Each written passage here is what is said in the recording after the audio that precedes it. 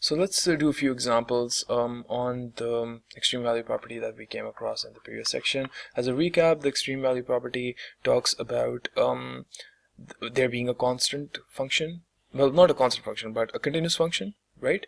The idea is that there's a function f, and it has to be continuous in the closed interval a to b, and if it satisfies all these properties, if it's continuous at every point and not discontinuous, then it attains a maximum and a minimum at least once in the provided interval a and b. Okay, so let's do an example before.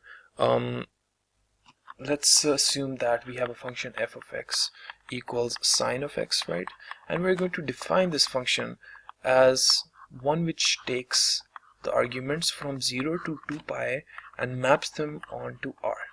So basically, if you plug in a 0 to 2 pi, anything in between, you're going to get mapped onto r. So let's just draw a little diagram in which we can just see what's going on over here. So we know the sine function looks like this, right? So at 0 it's this, that's pi over 2, that's just pi, this is 3 pi by 2, and that turns out to be 2 pi, right? So we have this graph over here, and the range, or basically the domain, not the range, the domain is 0 to 2 pi, and the range, as we can see, it's -1 to +1, right? You can see that.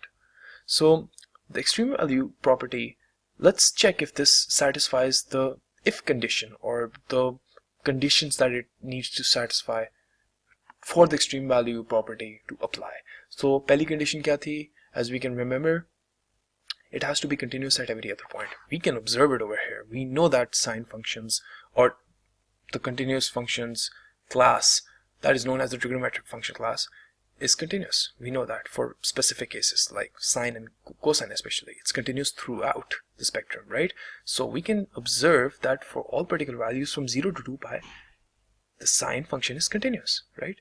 So since that condition is satisfied, we can move on to the second condition, or the second rule basically. What happens when these conditions are satisfied? Then it basically means that a minimum and a maximum are attained at least once, and we know what those are. Well, we can see that when pi over 2 is passed in as an argument, we get 1, which is the maximum, and when we have a 3 pi over 2 passed as an argument, we get a -1. So basically the range of this function is turning out to be -1 to 1. So a minimum, or a lowercase m, equals -1 and m equals 1, and they're both achieved once throughout this particular domain mentioned. So that's like A and that's B.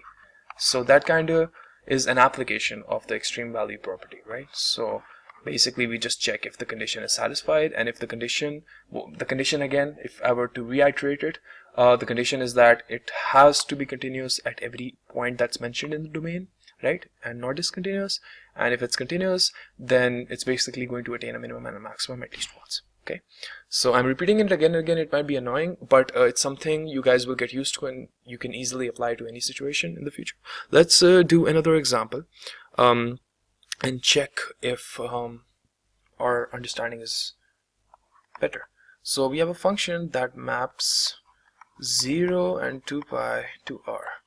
As it turns out, we're doing an extension of the previous example. So f of x turns out to be sine of x over here, right? But I define a particular domain in which I want you to consider this function. So what I'm basically suggesting is, if I have x belonging to 0 to 200 pi, how many times is the maximum and the minimum value attained? If you think about it, how many times? Well, it's not that simple. If you think about it, we can just use this diagram over here. We don't even need to extend this. This whole interval is 2 pi times long, right?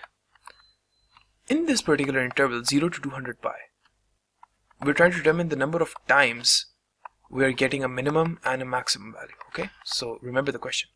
So how many times do you think this pattern is repeated? Well, it's easy. That's going to be another 2 pi, and that's going to continue until we reach 200 pi. So 200 pi divided by basically 2 pi is going to give us the number of times this cycle is repeated, right? And that just gives us 100. We have 100 cycles. And tell me, in one cycle, like from 0 to 2 pi, how many times is the minimum value attained? Well, the minimum value is attained just once, and the maximum value is attained just once. So in 100 cycles, there will be 100 minimums attained and 100 maximums attained. This is a very good question that you guys can use to understand that a minimum and a maximum value can occur more than once if you define a different domain, right? So we know that ye function valid is 0 to 2 pi, right? What if you get a question in which it's 0 to 1000 pi? It would be the same process. You need to see cycle, एक cycle में कितना बार repeat हो रहा है, and उतने cycles बन कितने रहे हैं. What is the total number of cycles that you guys need to consider for you guys to determine the number of minimums and the number of maximums that are attained in that particular domain. A few more examples coming up in the next video.